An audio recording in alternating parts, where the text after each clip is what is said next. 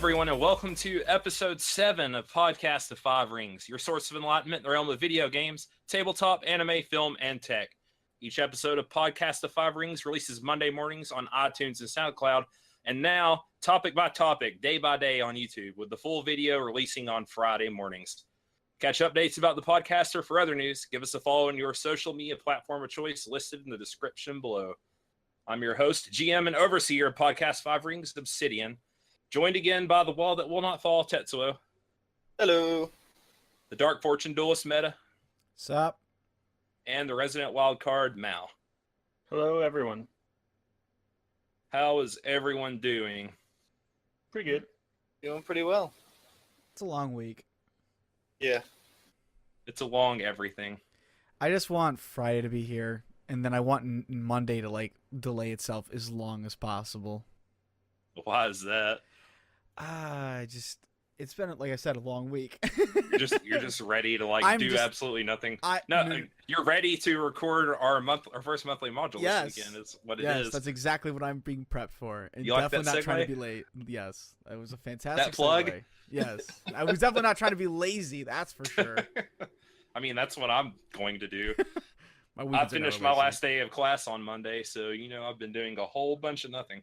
That's how you do Well, it. I thought you were playing Persona for the second time, 140 something hours total. You need to calm down over there, son.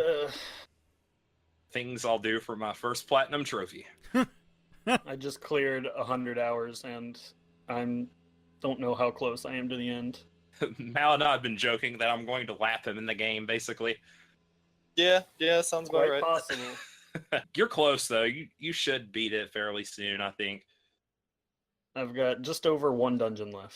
Yeah. The last dungeon isn't too long, and you get to it pretty quick, but we're not going to sit here and ramble on about Persona all day. That's not our goal. Not like we did with L5R last week. You could. Just get it out of the way. L5R. I mean, we're going to talk about it anyway. It's gonna come up all the time. I mean, that's the first module we're running on Sunday, so. Sure. Yeah, and we're just going to get weekly news every week, it looks like, so that's going to apparently be happening too. Yeah. I didn't know they were going to release. I thought they were going to wait a little bit to release some more information. I think they were going to just release the next part next week. Well, how long till Gen Con? We've got a couple months. Basically 3 months. Right, and if they do an article for every clan, and then whatever else they want to do articles for. All right, well, let's cut that off right there and just get into our first topic, which is you, Mal. So why don't you lead us off? It's L5R. What? Surprise! The very article we were mentioning, they released one, Crafting a Dynasty, yesterday as of recording, Wednesday, which is about those first 2 phases of the game and setting it up. Also, I don't know if you guys caught it, but we are now serving the Chrysanthemum throne instead of the Emerald throne. Yeah, I noticed that. Yeah. It's fun.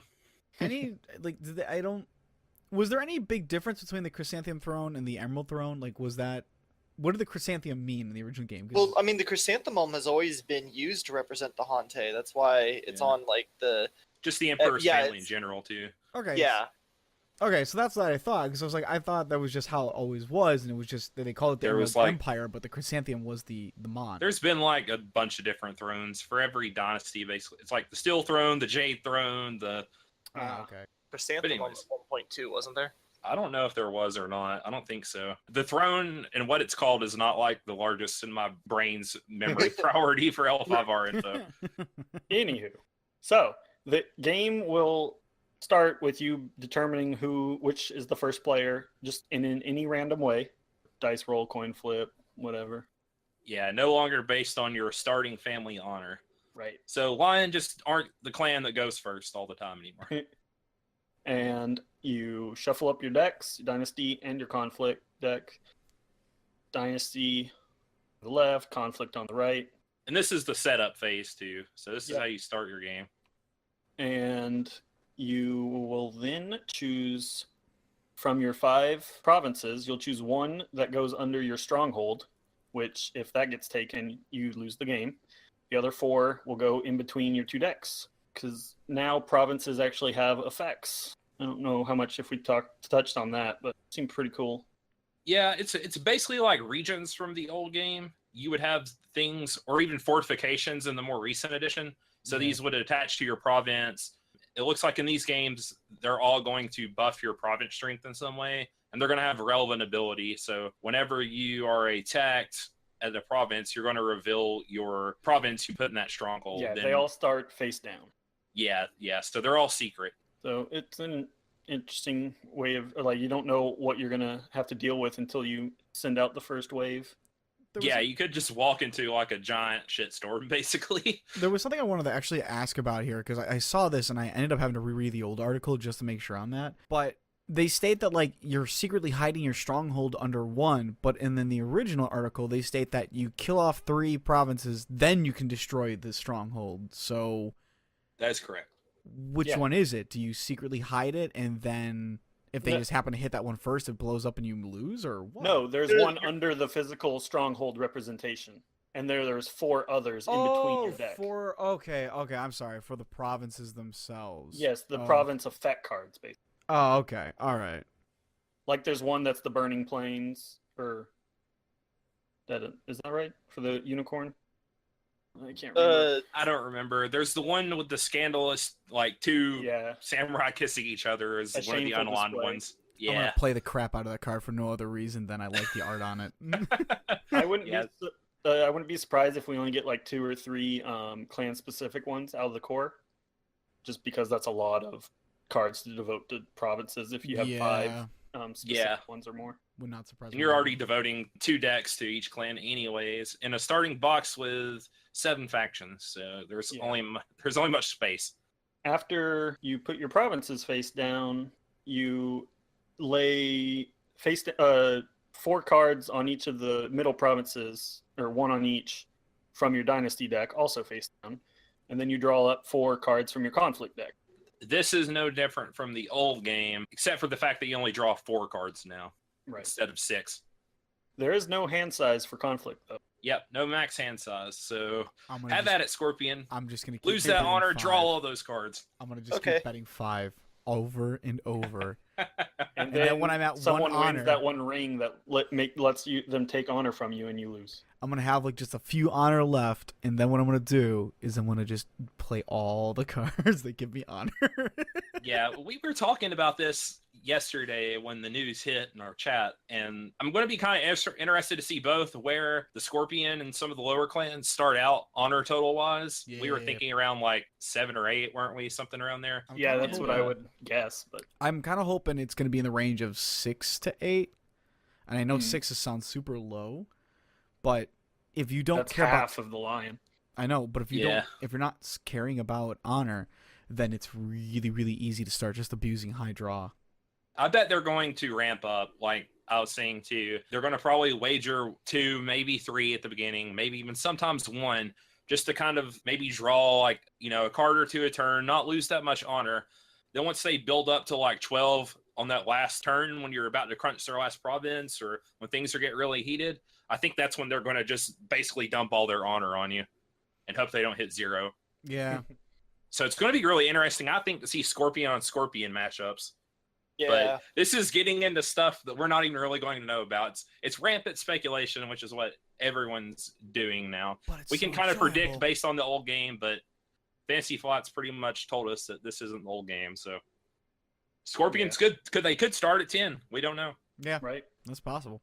New game, Scorpion is actually a high honor clan. And blows everybody out of the water. Completely throw the lore out the window. Starts with 20 honor in the card game. Well, as it states next that you get your honor from your stronghold, and while the clans like the Lion will begin the game with a large amount of honor, those that put duty first will start with less. Yeah, so probably not going to start with 10, but... Right. Yeah. And each round is played over 5 phases, and today's was just about the first 2, Dynasty and Draw. The Dynasty, once the first Dynasty phase starts, everyone gets to turn over their face-down cards in their provinces, revealing either holdings or characters. You get an amount of fate tokens equal to whatever your stronghold says. And then you get to trade off with players buying. This is what's interesting and different. It doesn't change every fate too much. Yeah. Like the trade Every phase is back and forth now, though. Yeah. Is the thing. Yeah. Well, I mean, like Yeah, the startup though, like the basic setup for the start of the game is still the same though. Like you're both filling your provinces, you've got cards there, whatnot. Now it's just that instead of taking turns buying your guys, you're just doing it at the same time. Just you're mingling those turns. You're technically both taking your turn at the same time, and then just trading off every time you do one thing. Yeah, so I can see you buy the one guy, and then I might buy the guy that can decently counter him or defend against that personality or something like that. I'm curious to see if they're going to let you like discard cards out of your province like they did in the old game, because that was like something you really had to learn about the game, is when to pitch. If you're getting gold swarmed, obviously you need to pitch stuff, or just knowing the game state and when a character was good, almost like the quadrant theory in Magic, knowing when a card was most valuable early, mid, or late game. You had to be able to judge that and pitch a certain character at a certain time. So I'm wondering if you're going to be stuck with them or not.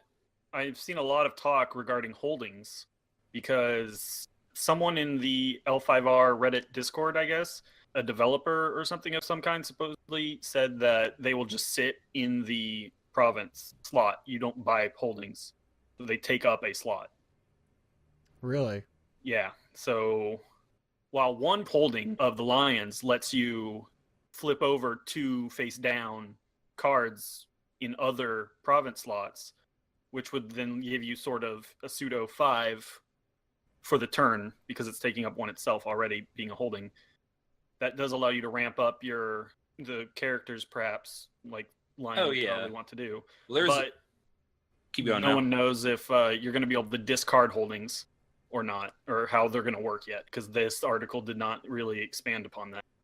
Yeah, and it might not be as big of a deal without having gold tied to your Dynasty deck, really, that much.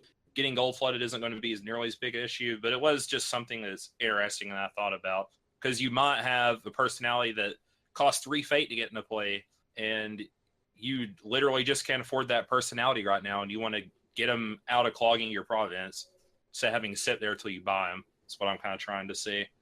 Yeah. I'm interested in holding, since apparently Crabs will be relying on them.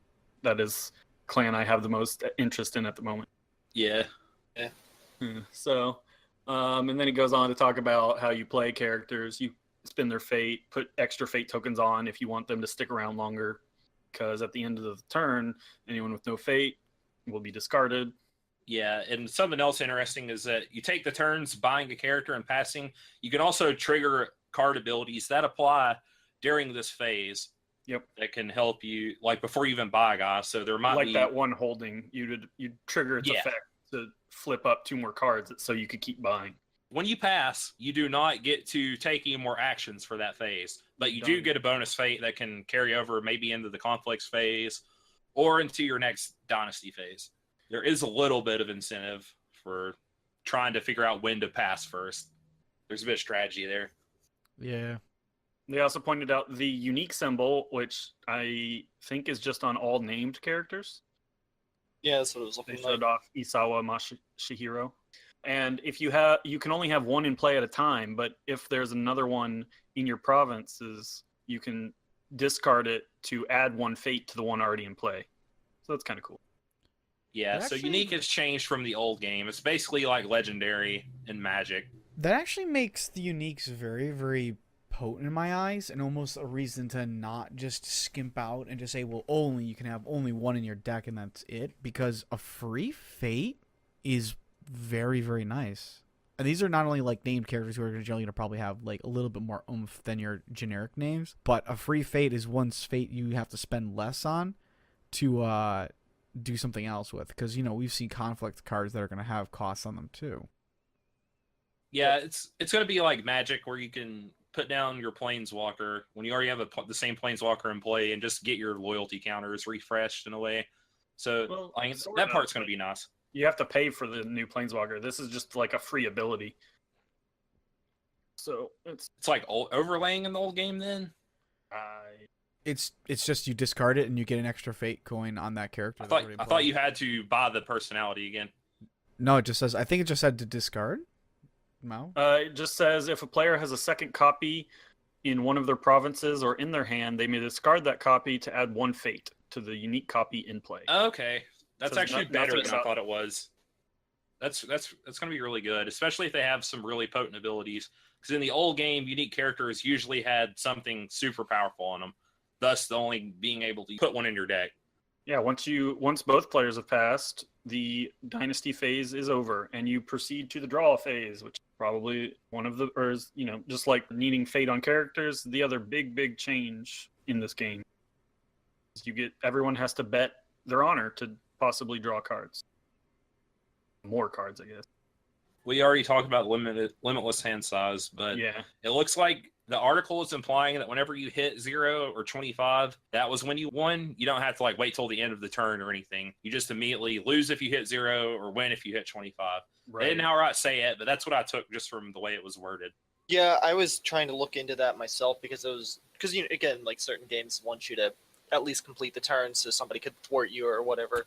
But I think if it is this way, I think I kind of like that a little bit better, just because it's I just have to hit that number and then I'm good. It's good for me because I like playing honor. So Yeah. Yeah, the article says if you ever reach this number, you win/lose the game. So it doesn't even have to wait. You just, the moment you reach it. You get to, each player secretly selects a number, and then whoever bets the higher number has to pay the difference to in honor to the other player. But each player then gets to draw however much cards they did. They showed off a new Bayushi manipulator guy who has a reaction that when honor dials are revealed, you can increase the value of your bid by 1. That'll be very useful for the Scorpion. Yeah. I wonder if that lets them go over 5 too. Yeah, no idea yet. It would be cool if they could. Yeah, like I'm saying, that seems like it's going to hint towards the Scorpion basically wanting to ramp up at the end of the game. It's also just nice when you can look after the fact, see what your opponent bid, and know that if it was close and you really wanted to get some more cards, you could just play it to get one more. Yeah. So It says reaction, so I don't know if that's an automatic ability or not. I think it's... Yeah, that'll be something to see. it's probably going to trigger after you show it show says your react. things, right? Yeah, Yeah, have but the I don't card know if pull. it's an optional, it might be mandatory to increase by 1. What does the card say? After honor dials are revealed, increase the value of your bid by 1. You may Yeah, I think increase or if you play that card, it happens. Yeah. Okay. So But I think you can just do it after you reveal, so you won't waste it basically. Well, it's just a character who sits there. Oh, it is. Yeah. Okay, Yeah, then you would get to then. Yeah, that's going to be weird. That would mean you could never bid 1. Yeah, it would always be 2. We'll have to wait till their rulebook comes out, or maybe when they explain how abilities trigger and work. Yep. Just to Yeah. take the stab in the dark, I'm almost thinking because they kind of want to, keep the cards uncluttered as much as possible. That will probably be like a choice type thing you can do. It's gonna be a reaction to something, so Maybe. Because in the old game, if you had those kinds of effects, you got to choose when to trigger your stuff and when not to. So Yeah. Yeah, just something to look out for. They also showed off another philosophy card, I Can Swim. yeah, that was really cool. I love the Scorpion and the Frog art on it. Yep. Yeah, I'm thinking great all the story. philosophy cards are going to be that water art style. Yeah, I love that watercolor painting thing they got going on, and the ukiyo-e stuff. It's very flavorful. Yeah. I don't know. I'm liking all of the stuff I saw out of the news yesterday. I mean, Yeah, that's nothing's about really it. super arguable to me. yeah. A lot Yeah. more pretty cards. Yeah, I mean, I'm really looking forward to what they have coming up next. Mm-hmm. I'm Well, assuming the next phases are probably going to be conflict and They said it's next week's article is on conflict, fate, and the regroup phase. okay, so they're just going to do the last 3 then. Yeah. So conflict's probably going to be where you fight each other. Fate's probably going to be where you remove the fate tokens and then get rid of the fateless characters. And then regroup, that's probably unbowing your characters or something like that.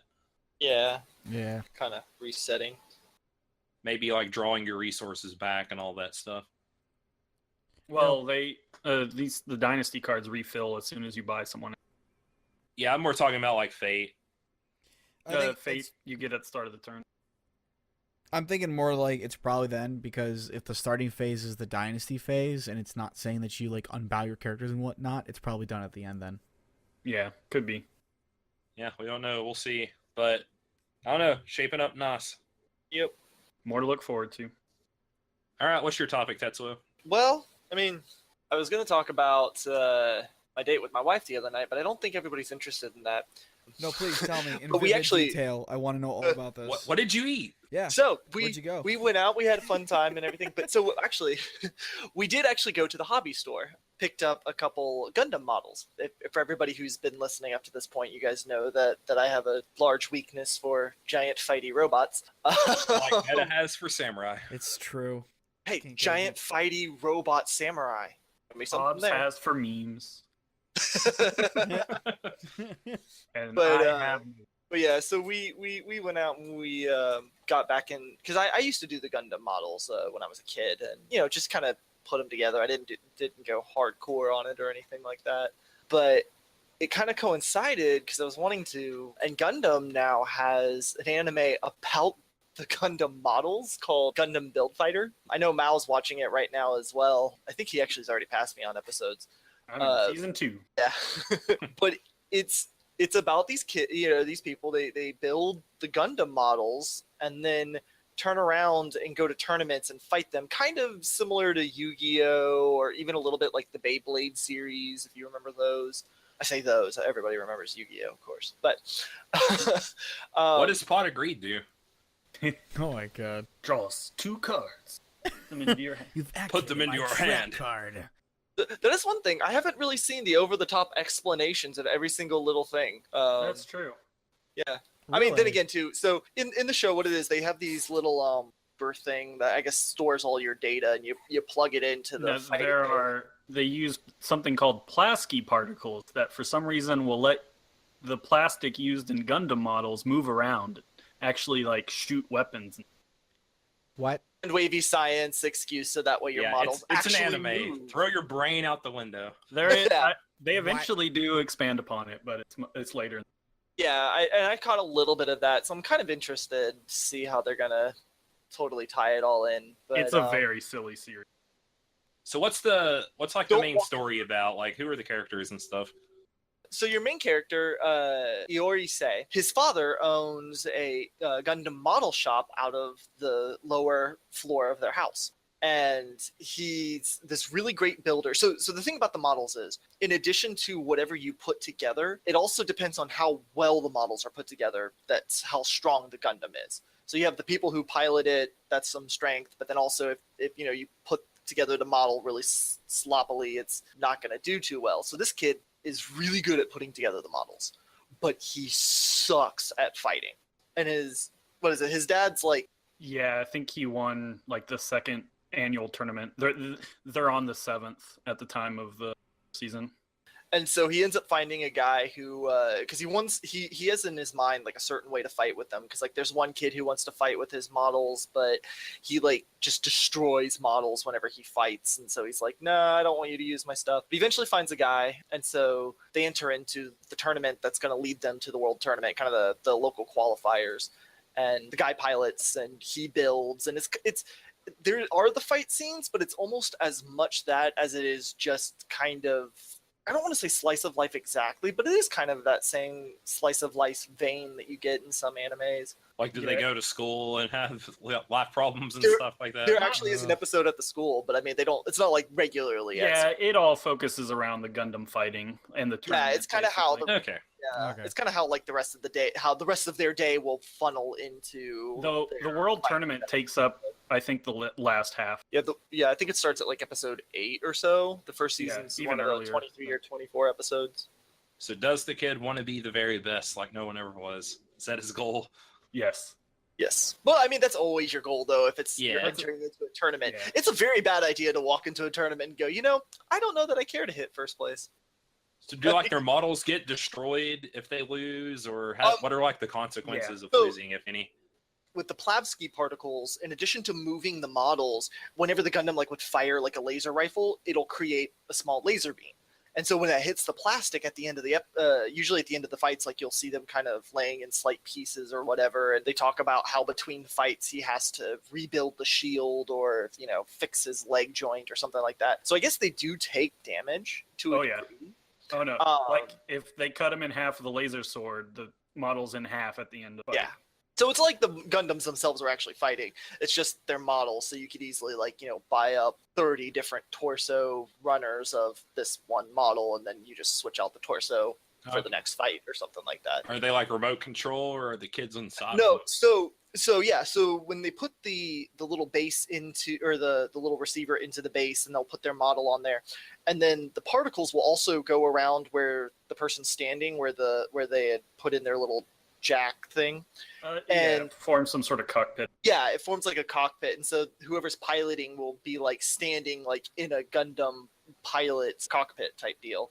Guys, the fighter is there, but then the builder is standing off to the side, so he's almost like in a secondary cockpit or whatever support role you want to say, and so they can communicate. But it's all also hologram, because there's definitely times where somebody just runs out of or runs into these things, so they're just kind of holograms, but I guess it reads the way you move, and then it will move your Gundam accordingly.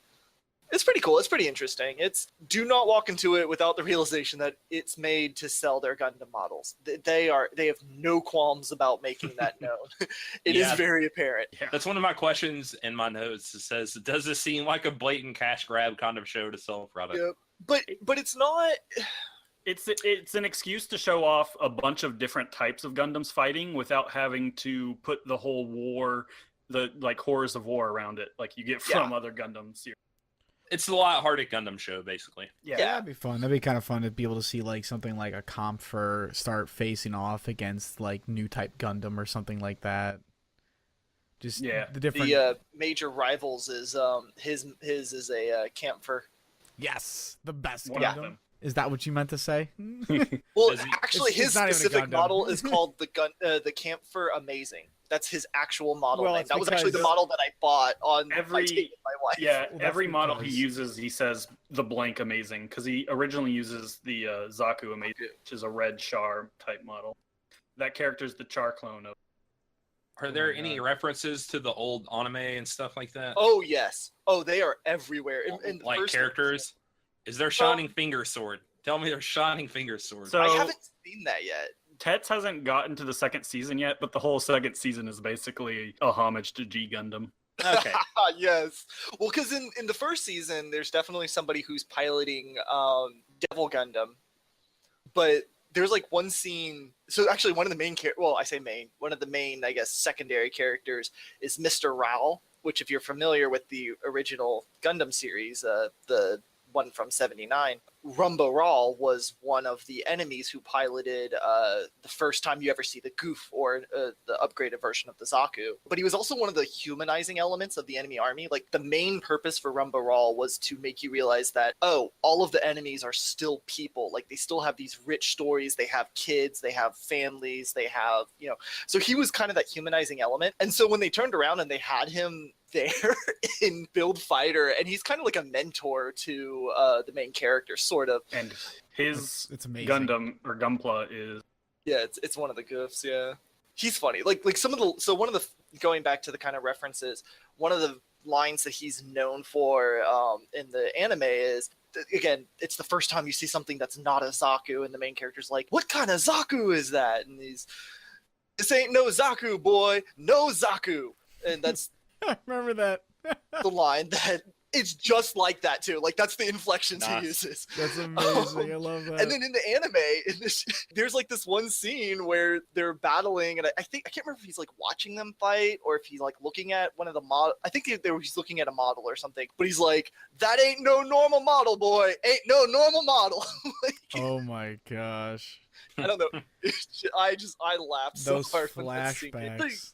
Yeah, so it does. It has a lot of these tie-ins. So if you're somebody like me who's grew up on Gundam, who played with the Gunpla growing up, and now you're like, I'm gonna watch this anime to see what it's like, you'll definitely pick up on all these small things that tie it into other series, or tie other series to it, I guess I should say. Because all of the other, I guess, in canon for Build Fighter, the media is fictional media to them. So like, the main character talks about having watched Gundam Wing Endless Waltz, that kind of stuff. Oh, okay, that's neat. Yeah. So Gundam actually exists in their universe. Yeah, Like as the the way actual it is. shows. Yeah, the anime and the whole 9 yards. Okay, that's cool. So it's really entertaining. It is silly. It's really goofy. It's not it's not the war-torn, human stories, war horror stories. It's very much lighthearted. We're gonna come into this just to laugh at the silly, stupid stuff. I had to. I transitioned to this after watching Iron Blood Orphans because I needed something more light. That doesn't sound like a romp through the park and a picnic. The title even makes it sound like you needed to switch over to something lighthearted. Well, yeah, Gundam. It's Gundam Iron Blood Orphans. It's the one I think that they actually did after Build Fighters, but the people who did it I guess the network was really unhappy with them because it's about these kids that child soldiers. Transition to kids playing with Gundam models and fighting with them. Right. Instead of dealing with like all these 14-year-olds fighting and dying and getting arms blown off. Hey. I will say that Iron Blooded Orphans, one of the Gundams in there, I absolutely love, and I picked up the model for it as well because of Gundam Build Fighters. So You're saying I have a problem with Persona. I do not at all deny that I have a Gundam addiction. It is very much on my sleeve. All right, Meta, what's your topic? It's kind of a split this week. I'm gonna be talking about a couple things. First one is the new affiliate program that came out with Twitch. They've been working on this a while back, but they didn't really release anything until I would say maybe a few weeks ago, and then just this week, or I believe is the case, is that they finally released the program. And for all of you out there who are attempting to become up-and-coming streamers, this is actually a pretty good thing for you. The affiliate program is essentially something in between the partner program that they have on there and then just being kind of a free streamer. I think they said they meant it as a stepping stone. Yeah, and that's really what they want it to be. It's that in-between state that kind of allows you the attention for those who actually want to get into it and are attempting to do so, and those who just really just stream itself. So it's got a couple of things in there. You do have to meet some eligibility requirements because it's not just for anybody to get on there. And part of that eligibility requires that you at least have 500 total minutes broadcasted in the last 30 days, which is essentially more than 8 hours broadcasting time. And this has to be done on 7 unique broadcast days, all again within the last 30 days. You actually have to have an average of 3 concurrent viewers or more over the last 30 days. And the one thing that'll kind of be the biggest gate for most people is at least 50 followers. You actually need to have 50 people, following you. Otherwise, it doesn't matter how much you stream or how many days you do it on. So there is that. But once you do meet those requirements, they will shoot you an email or give you a small notification or both on the on Twitch.tv, and you can just check it on your dashboard. So once you meet those requirements, it's pretty much a guarantee to get in unless you decide not to. So it's not like they're just picking people out for the affiliate either. And tell me, Meadow, what do you get for joining the program? Well, you get a couple of things. The two biggest things are the fact that you actually do have you get the chance to actually get paid for what you're streaming, which is always a nice thing. And I guess for people who care a little bit more about this, you do get the ability to get one emote, special emote, custom one for your own channel as well. So people will be able to subscribe to you, right? Well, no, not yet. No? That's still for the partner. Affiliates can't do that yet. Then how do you get? Is it bit based or does everyone in your chat get it? It's based on their bits. You have to gain it through bits and bits alone at the moment. I was gonna go into this a little bit later on, but there are differences. Just going out of the monetization tools, you get to get cheering with bits, but you don't get any custom cheer modes with that. Unlike the Twitch partner, subscriptions are coming soon. They do know about that. It is going to be something for affiliates, but it's not guaranteed. There will eventually be game sales and ads, which, are up for the person to decide if they want those things on there, but, you're going to get hit with them regardless. For video tools, this is actually kind of more what I find interesting, is that you actually get priority access for transcodes. You don't get full access, but it does mean that at least if you're doing stuff and there's space for it, you'll get priority with them over just anybody else that just happens to be streaming. Yeah. Beyond that, though, there's no difference between like when your past broadcast storage starts and stops, stream delays. You cannot still choose to delay your stream for any period of time. You do get chargeback protection, obviously, because you have monetization now. That said, your payout time frame is 60 days as compared to the 45 for the partners. Your payout fees are covered by affiliates, not by Twitch as well. So it's kind of based on who you're affiliated with. You do not get an upgrade in, unfortunately, your customer support either. You are still stuck to standard support queue. And then everything else is pretty much just the same for all streamers. For anybody who's just normally streaming, anything I've named off that you can think of or off the top of your head is gone. So do you get chat badges, like custom chat badge? Chat badges? I mean, like, people can If you get... like bit, I mean, I know they have the bit badges, but if you subscribe to the channel, you're gonna, when you're in that person's chat, you're gonna have their little chat badge beside you. Oh yeah. I'm guessing probably not until you get until they unlock subscribers. Yeah, that for them, won't but show. still. Yeah, that won't show up until you get actually subscribers. So there is actually some stuff I want to actually like just mention to people here though, is that if you do become an affiliate, they shoot you over to that part where they explain like what do you have to do, what do you have to give. You do obviously have to agree to some basic information when you register with the program. You have to just provide some, general stuff.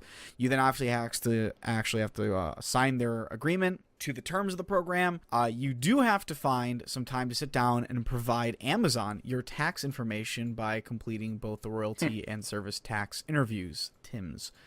So there is that. And then you actually have to tell them where you want to have your payments sent to, because that's pretty important that you get the money you make if they happen to do that. Yeah. So they give you a couple lists of things what you can do and whatnot. The ratio for bits, which is probably one of the more important things I think for people who care about that kind of thing, is that you essentially receive 1 cent per bit that's used in a cheer in a channel, which as is current is the only way to do it. And bits, it's a nice system, but it's not a great system in my eyes. Bits unfortunately require that somebody actually pay money for bits, and then they can use it as they see fit. You'll oftentimes I probably see a lot more people utilize donations and stuff just because that's a more direct process. It was Twitch's way of trying to get a little bit of money out of donations, basically, is what it is. I think so too. I'm not a big fan of it, but I mean, it's there, and that's how you could make cash. It's fun.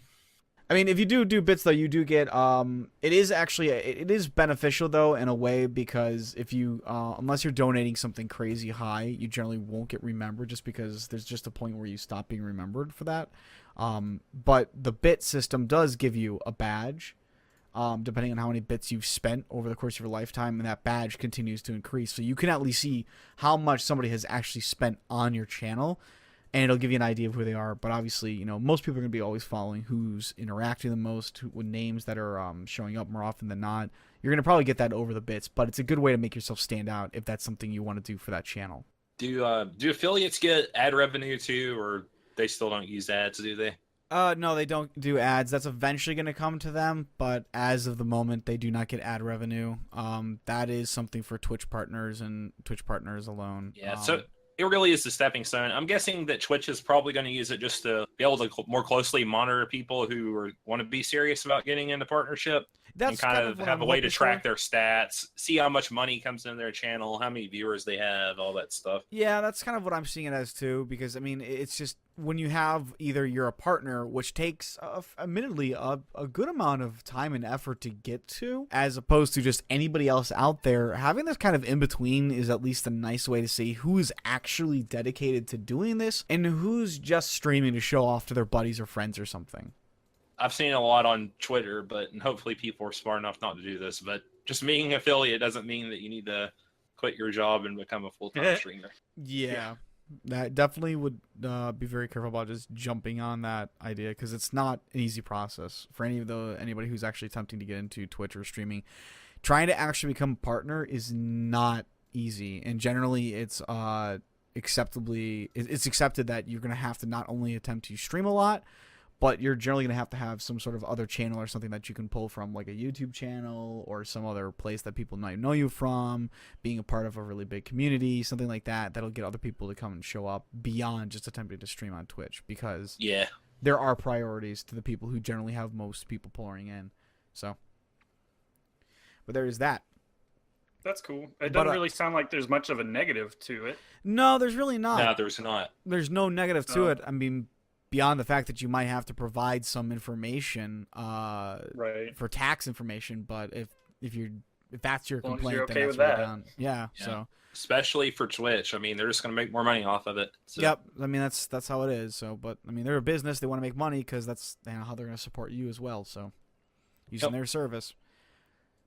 So the second thing, which I think is a perfect thing for you to stream, would be the game I'm going to talk about, and that is specifically Bloodstained: Ritual of the Night. Are there samurai? No, it's not samurai. I'm sorry. Although there might be a samurai ghost in there, so I guess it counts for me. There That's might a be a bit of a samurai stretch, ghost. If there, but- I'll let you know in the future if there is. You keep me up to date. I will come back and say like I never missed a samurai update.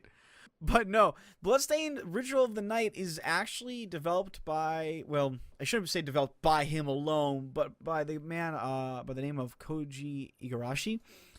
He is probably most well known for coming on and creating, not so much creating, actually, again, speaking too much of this man, but coming on and essentially being one of the programmer, scenario writers, and assistant director to Castlevania Symphony of the Night, which we know as a style to be called what's called Igavania, where Castlevania changed over from kind of like its level design style into effectively being like Metroid a bit, if not almost a lot like it. Since then, he's been kind of the head of a lot of the Castlevanias, if not all of them, including Chronicles, Harmony of Dissonance, Aria of Sorrow, Lament of Innocence, Dawn of Sorrow, etc., etc., etc., etc. He just keeps on Ario's so going on. good. Yeah, there's just a lot that goes on. So this was started as a Kickstarter a long time ago in 2015 of May. I believe that was correct, May or March, one of the two. But it was funded pretty quickly. And seeing as how Capcom is not really in the realm to be making any more, or it's not Capcom, I think it's Konami, one of the two. God, it's been so Konami long. got out of the video game. I don't remember. Hold on a second. Let me see here. Who was it?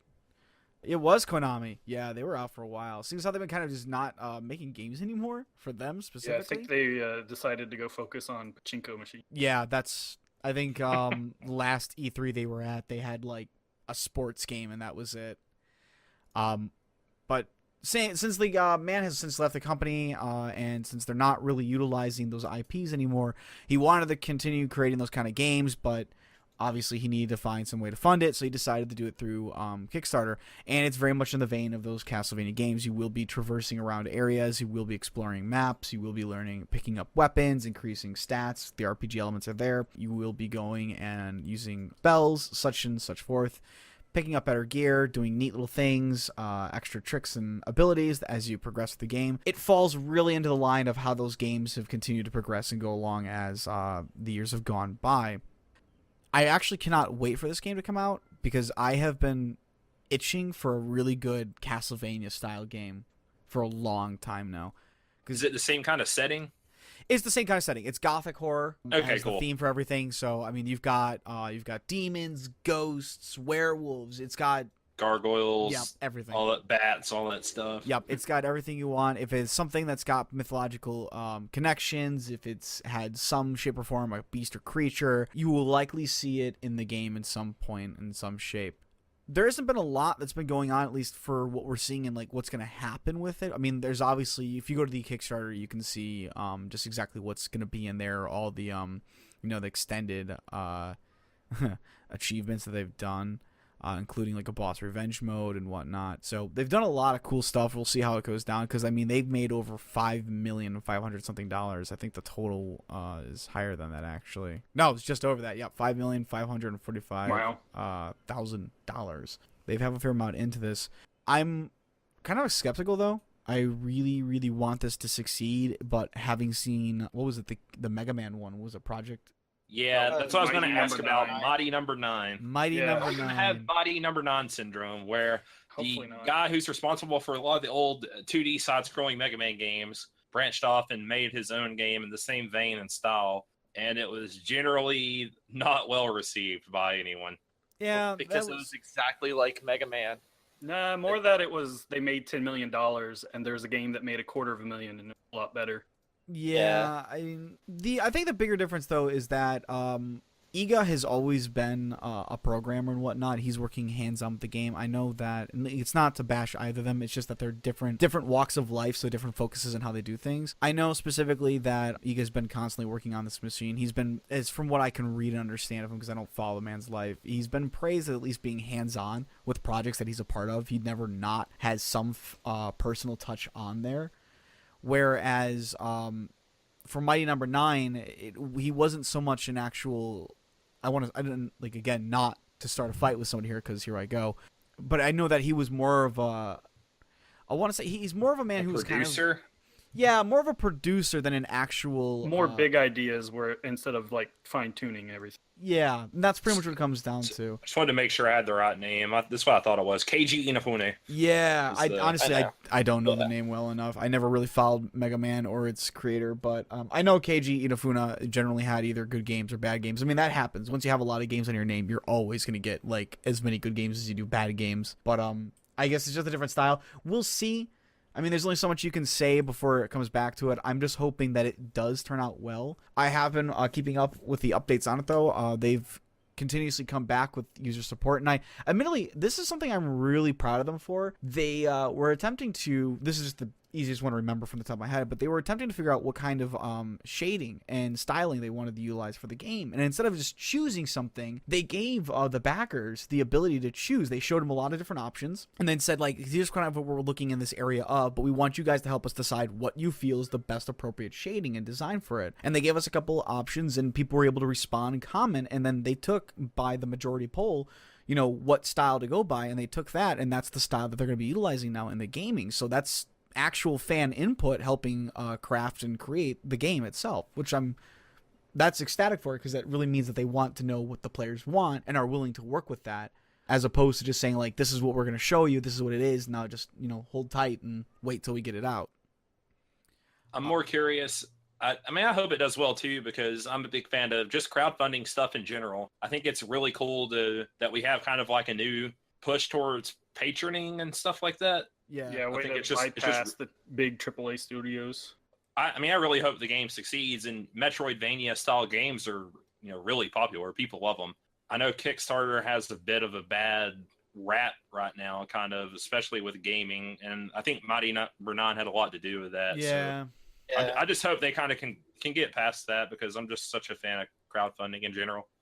I think it's a hit or miss type of thing. Crowdfunding in and of itself can be a tricky business. You're playing, it's almost like playing the stock market, but instead of playing stocks for cash, you're playing stocks to get a product out of it. And that makes it a little bit harder, because you can either put cash in to hope for cash out, and then that's fine. You might take some losses here and there. But when you start pledging in this, it can go anywhere from $5 pledge to like $1,000 or more of pledging. Yep. I mean, like, for instance, right here, there are 3 backers, which was limited, who could pledge $10,000. There were 3 people who pledged $10,000 to this game, who may never see it come to fruition, or who may even see it end up being a flop.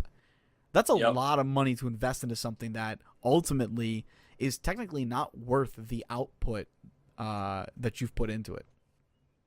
Yeah, they take the biggest risk. So, Yeah. I mean, they get the cool. I mean, you get the cool stuff with it. Like for going to actually go meet Iga and whatnot himself, and get some really other cool stuff that goes along with it. Plus everything from lower tiers. But I mean, that is still a huge investment to make for a game that's going to sell on the market for $60. yeah, and you'd hope those people have that's a discretionary income for them to be able to do that. Otherwise, then holy moly. That's definitely something, but all the same, it succeeded. The only thing that's kind of a disappointment, although understandable, because I thought this right from the start, was that they estimated this game was going to come out in March 2017, and seeing as how it's now April 2017 and the game's still not out, I think they were wrong.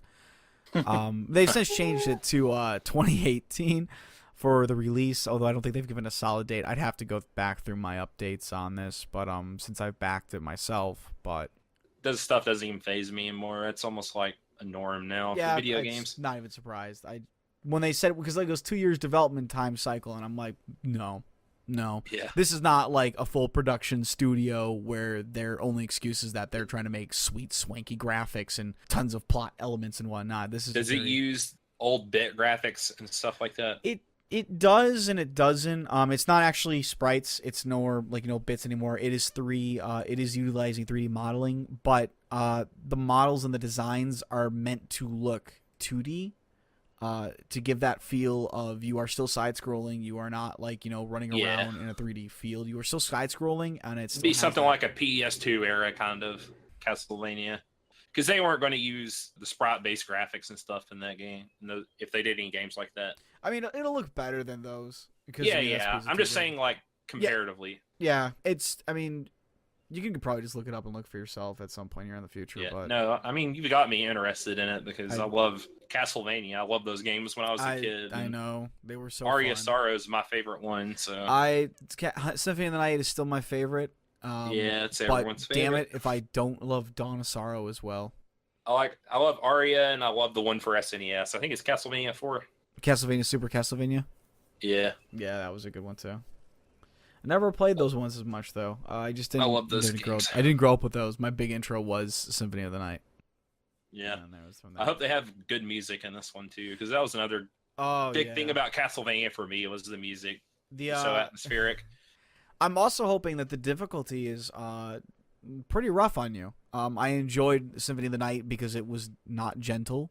It was, here's your character. You can die in like 2-3 hits unless you decide to farm for more health. Is it going to have multiple characters like Soten does? I don't know. That's kind of the stuff. Is like we know there's more than one character in there, but I think you are just playing as one character, and I don't remember her name. Miriam. That's who it is. There we go. I think you play as her through the whole game, but I do know there are other characters in there who have cool stuff on them. I just don't know if they're only there for story or plot. Playable and stuff. Yep. Yeah. The last update that we got from them was, I would say, a month ago or so. Let me see here real fast. Yeah, it was in March 28th, so one more day and it will be a literal month's time since they've updated anything on it. But, yeah. Yeah, you say Soten was hard, but I've seen someone beat it with a blindfold while speedrunning it before. Oh, so. yeah. Oh, yeah. I mean, once you get the speedrunners in there. I know. It's not a really good measuring stick. That's the supreme outlier. I'm just gonna say, like, all I remember is that if you go through the main stage, you're not sticking around for farming, and you go to the first boss, he can kill you in 3 to 4 hits. That's just So I mean, it's not very forgiving in that regard. That's 3 to 4. I'm excited. I'll pay attention to it for sure. It's definitely I'm excited for it too. I can't wait for it to come out. I just don't want it to be a flop. That's all I'm hoping for. Cross your fingers. You're the one who's already spent money on it. Yeah, I know. That's the problem. Man, that was a really hard button to press because I'm like, I want it, but I don't like investing into something that may not come out to be. Yep, that's the risk, man. All right, let's get on to my topic to close us out here. I want to talk also about video games today, and I'm going to talk about video game remasters, remakes, that HD ports basically, and ports themselves.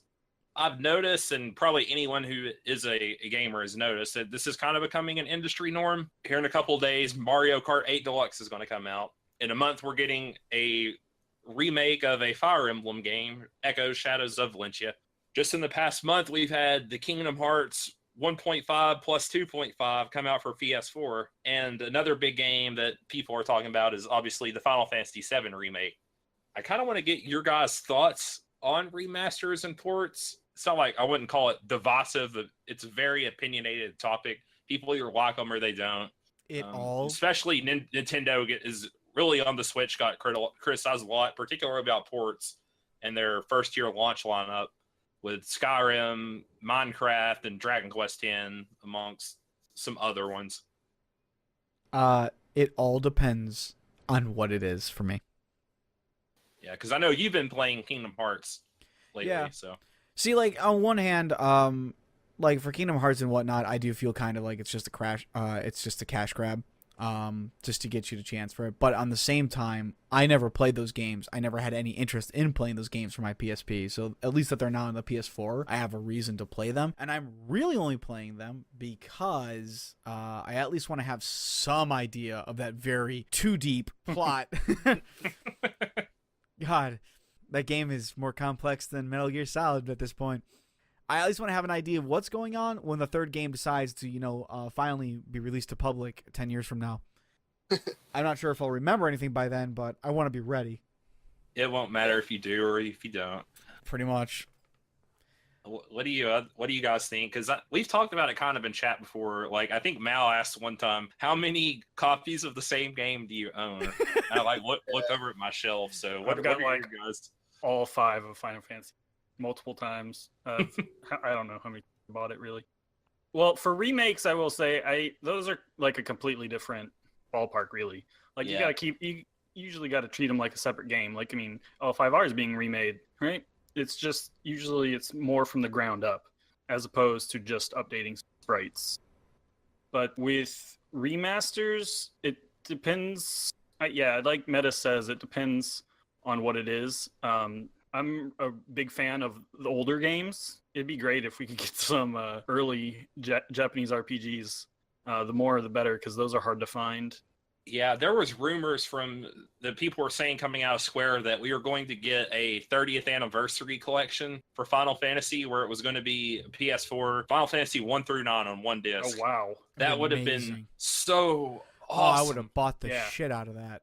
But you get games like was it the Uncharted games remastered from PS3 to PS4? God. It's like that doesn't need to exist. That's kind of Naughty Dog in a nutshell, because they did that with Last of Us too. These games came out like 2 or 3. I mean, Uncharted 1 and 2 are probably a little bit harder to find, but 3, I mean, didn't come out that long ago, and they're just porting them back over so you can get your trophies again and play them again in a little bit more HD, and people are going to kind of just shill out the money if they're an Uncharted fan. Well, I mean, part of it too is, at least speaking on Uncharted, like me, I was very much a 360 on that side of the console wars. I was on the Xbox side during the 360 versus the PS3. But now, with the PS4, I definitely enjoyed that more than on the Xbox One. And I would like to go back and play those games. Like, I want to play the most recent Uncharted, but for me, it's like I want to play the older ones. And I don't want to have to go out and buy a PS3 if they're going to do a remake of it. That's just a simple update for this system. That's good for, people in your situation, obviously. I mean, it's good for the consumer, obviously.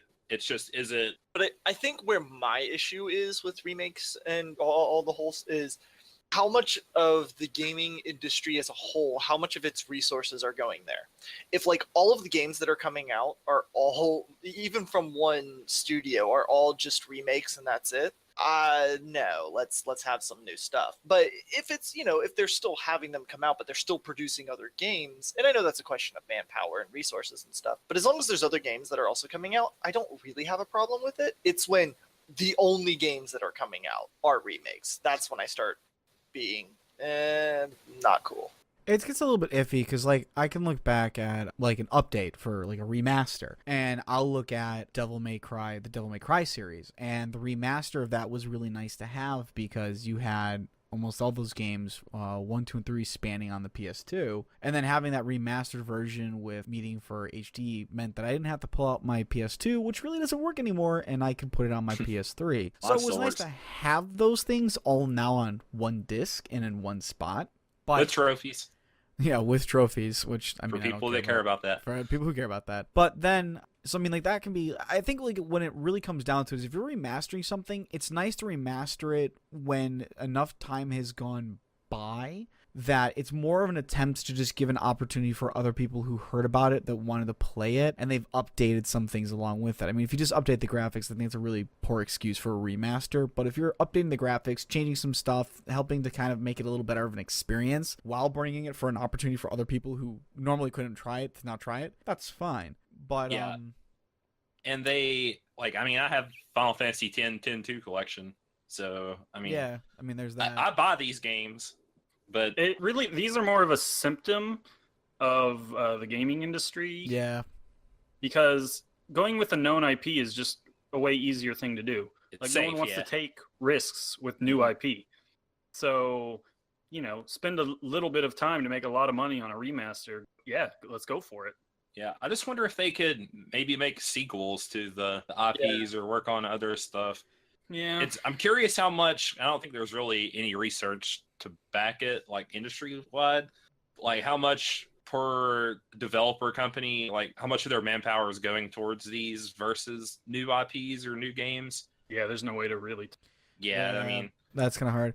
it's just an interesting thought. It's kind of actually Yeah. it's interesting that you make mention of the fact that like it's just safer, because it kind of reminds me of the player theory, where if eventually players will always choose the easiest route to achieve victory, because there's no difference between achieving victory one way or the other. So if you have the best route to take it. It seems like It's companies not a just do- very honorable statement, Meta.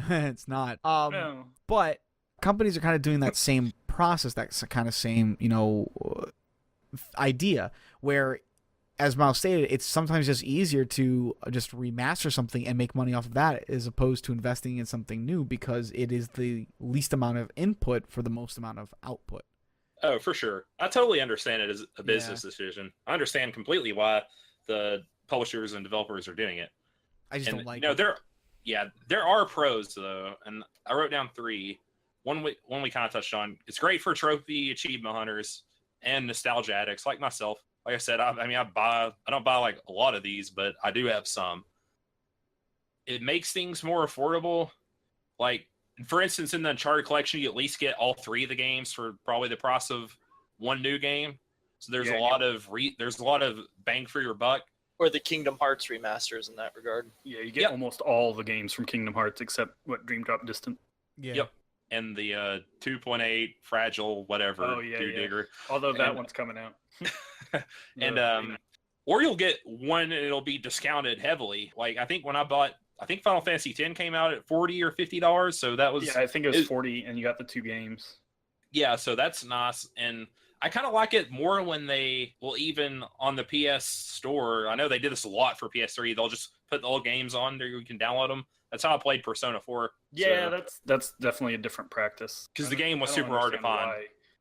I don't understand why they haven't done that more on this generation, but yeah, I mean, wish it might be licensing or something. Even I don't know. yeah, and that's something else Nintendo gets a lot of crap for, is that they always have their eShop with all their old games that they slowly dole out. I understand a little bit of it, but at the same time, if you don't want to buy the game again, just don't buy the game again. Yeah. Doesn't hurt that it's there. Nintendo is stealing your wallet out of the back pocket of your blue jeans. So I mean, yeah, I wish They're it'd so be good nice if at they it. just did the entire catalog, so you didn't because once a game's gone, there's it sucks trying to get a legitimate copy. yeah, they need to do more of it. And another reason I think they're good is just because it gives new gamers access to older games. So it's kind of like a preservation of gaming history in a way. It makes them get a new audience. Yeah, it makes them legally available. So someone who just got into video gaming might want to go back and play all the old Mega Man games, for instance, and they can get the Mega Man Legacy Collection for $40 and then have 1 through 6. You get to play all those old games. So, I mean, that's really cool. I think that's the upside of them. The cons I've written down, I want to get your guys' thoughts on them. It feels kind of shady and exploitative, particularly with Naughty Dog titles and other games from the previous gens like Tomb Raider. So again, stuff that came out literally the last year of the PS3 and 360 that get ported over to Xbone and PS4. I like I said, I think it really just does depend. Like when you're talking about a remaster or a remake, it's always going to depend. For a remake, is it going to depend on the fact does it really need a remake? Does it really need to have a new vision on it? Were you really done with the original series? Because your fan base says otherwise. And then for remasters, it's like, this came out, not that long ago. You're not even done with the series. Why are you remastering this? You're not even. You clearly left on a cliffhanger. So why are we getting now a new version of this? And in those cases, I would say that seems really silly to do that. But, I mean, that's where it feels exploitive. If they do something like that, where they decide to change it around, at least for the remaster part of it.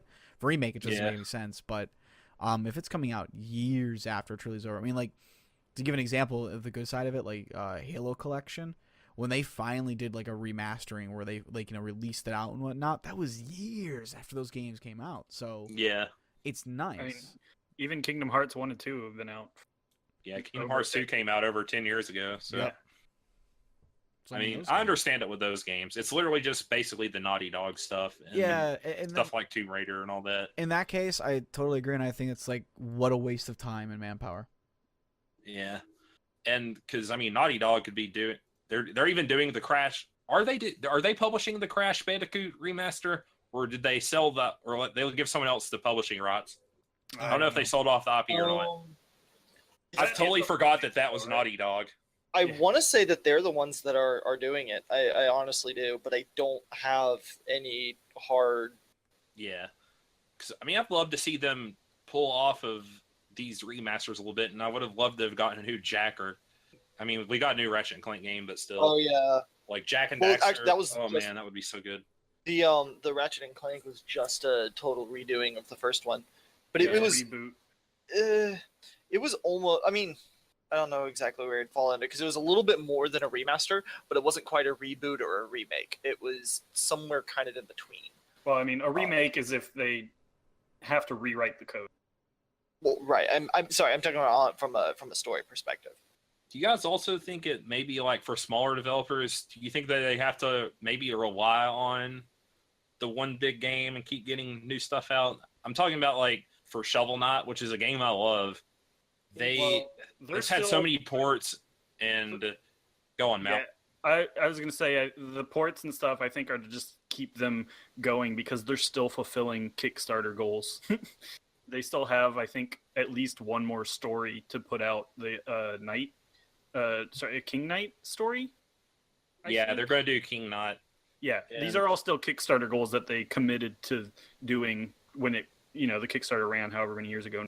So the ports just help them keep funding that because they're not moving on to a new game. Perhaps they should, but they feel like they want to actually fulfill all their Kickstarter. Because I've bought Shovel Knight 3 times. Oh I own it on my 3DS, I own it on my Switch, and I own it on my PC. You're part of the problem. You see this? That's what I'm saying. I want to come at it from both angles here, like a properly trained journalist. You feed the beast, but you also complain about the beast. Now you're just making me sound like you're run-of-the-mill gamer, Is what I'm talking which I am, admittedly. Not saying I'm not. don't admit it. Don't admit How it. dare You how can't dare do you that. stereotype me. Credibility will be going down. So yeah, it sounds like we're all kind of iffy on them. We like certain ones, but we are savvy enough to point out like the Yeah, we all have our own criteria. I mean, And like I said, bosses. it all depends. And I think that's a big thing with being a gamer in general. It's all about knowing, even going to Kickstarters in general and stuff. It's all about knowing what the product is, knowing the risks to the product, and just willing to, as a consumer, consume. It's just being an informed buyer. Yep. Ultimately, it's your money. You can do with it what you want, and don't feel like you have to constantly rebuy Super Mario Bros. Yeah. You don't have to. So I will buy Final Fantasy X anytime. dude, I will. Anytime they put a new Final Fantasy thing out, other than those crappy phone ports, you'll have it for me. Yeah. Damn it. I think I bought Final Fantasy IX 3 times as well. I have it on my PS3. I still have my PS1 disc, and I have it on my PC when they got the Steam version, where they added some stuff. It's one of my favorite games of all time. So yeah, part of the problem. Yep. Part of the problem. part of the problem. But then One of us. But then I you've wanna- got where like a remake or a reboot is so desired, like Final Fantasy VII. That's one you just knew was coming eventually. I but- still remember watching the release to that, to the reveal on that. Yeah. God, I watched. People lost their shit. Oh, fucking! There were interviewers who were jumping on tables and crap when they saw this happening and going on. They were freaking out. I don't think nobody was reporting anymore. Everyone was just like, "Oh my god, it's happening!" Though, who knows when it'll come out? I was watching a Twitch stream when it happened, and the guy was a big Final Fantasy VII fan. He started losing his mind. Oh yeah. So There was a I can't remember what company it was, but there was like 3 guys in a room, and they were just all watching as revealing, and it was going on. They were all freaking out. They weren't even like talking about what was happening. They were just watching like, no, this can't happen. John, this can't happen, can it? John, it was like that. They heard those 3 little notes. That's what happened to me. It went boo doo doo. I know. Break the glass. Little What's opening. happening? Doo doo down down down down down. Yep. It just once It's you the heard train it, song. that was it. Just I remember So- watching that and freaking out as well. So, quick question. I want to leave the podcast off on. What are the games that you guys have owned the most copies of? Since mine is, I have a bunch of them apparently. Oof. Final Fantasy X. How many copies do you own, Mal? 5. Holy shit. Every one. And then PS2 twice. Do you have the PS2 classic ones or whatever? I don't. Well, these are the ones I bought. I only have one of the PS2. That's why I had to rebuy it. So yeah, PS2, PC, PS3, PS4, and the Vita one. Am I missing No. one? I bought PS2 twice. Oh, okay, that's it. You don't own the Vita one. No, I'm assuming. Okay. I didn't know it was on the Vita. Yeah, it is. That's a hard question to answer.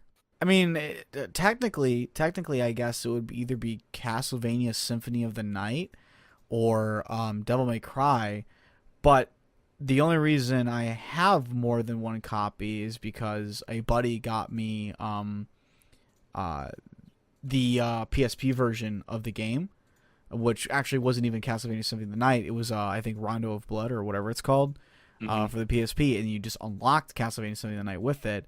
And then the other one would just happen to be the HD remakes of the original Devil May Cry games. So, but I don't think I have any copy of a game of more than one. I have 2 copies of Demon Souls. There you I go. don't know how. I do not know where the other one came from. I bought Dark Souls 3. Dark Souls 1 3 times. I don't know that I've ever bought a game twice. Yeah, Oh, so there's so many like old RPGs I like tripped away, then had. Oh no, I think for me it would have to be Soul Calibur 5. Yeah. If only because I had to replace the disc because I had left it in my Xbox, and then we went to a friend's house to play Soul Calibur 5, and I just left it in the Xbox, and he lived out in the woods. We had to go down like a dirt road and everything, and so the You're not Xbox talking about was me, are you? jostling. I mean, it was this was later. Anyway. I mean, you were there. I think you actually were in the car with me when this happened, because we got there and we plug it in and we're all good to go, and we're like, why is this game not working? We were playing this right before we left, and we eject the disc and it was just scratched to hell. And then so like a few weeks later I went out and bought a second copy. I think that's the only time I ever owned 2 copies of the same game. I kid you not, Tets. I have the same like story as you. Not the way they got damaged though. I didn't blow it up via car ride. But Well, I- it explode or anything. I mean, Boom. I had to go to. I was very big into Soul Calibur 5 when it came out. I was playing pretty heavily with that game, and there was a point where I stopped just playing and went on for a while. I wanted to play it all of a sudden. I just had the urge. I had that itch. I had to go back, get my fighting game on, and I couldn't find a copy of the game at all. So I ended up buying a new version of it, and that's when it decided to reappear again, lo and behold. Oh. But I was only getting a second copy because I just couldn't find the first one. So There you have it. Tets and I are the same. We're both just like, one copy. Kindred And odds spirits. are like, let's buy them all.